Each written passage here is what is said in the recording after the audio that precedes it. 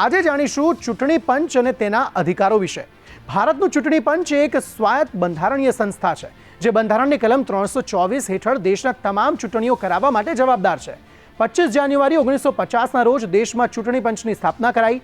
પંચના મુખ્ય કામ દેશમાં ચૂંટણીની સમગ્ર પ્રક્રિયા પૂર્ણ કરવી, રાજકીય પક્ષોને અને તેમના ચૂંટણી ચિહ્નોને માન્યતા આપવી, ચૂંટણી ક્ષેત્રોનું સીમાંકન કરવું, ચૂંટણી દરમિયાન ખર્ચની મર્યાદા નક્કી કરવી છે। ચૂંટણી પંચને ચૂંટણી દરમિયાન પહેલાથી જ જારી કરાયેલા કાયદાઓનું યોગ્ય રીતે પાલન ન થાય તો સંબંધિતો સામે કાયદેસરની કાર્યવાહી કરવાનો અધિકાર છે। બંધારણમાં આદર્શ આચાર સંહિતાનો ઉલ્લેખ ન હોવા છતાં પંચ નિષ્પક્ષ અને મુક્ત ચૂંટણીઓ સુનિશ્ચિત કરવા માટે તેનો અમલ કરે છે।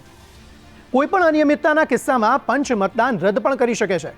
25 જાન્યુઆરી 1950 થી 15 ઓક્ટોબર 1989 સુધી મુખ્ય ચૂંટણી કમિશનર જ ચૂંટણી પંચનું નેતૃત્વ કરતા હતા।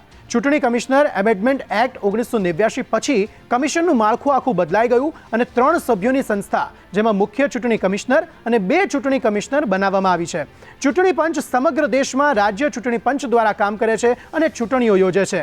ચૂંટણી પંચનું મુખ્યાલય નવી દિલ્હીમાં આવેલું છે। તો જોયું, નિષ્પક્ષ ચૂંટણીઓ યોજવા માટે અબાધિત અધિકારો પંચ પાસે છે।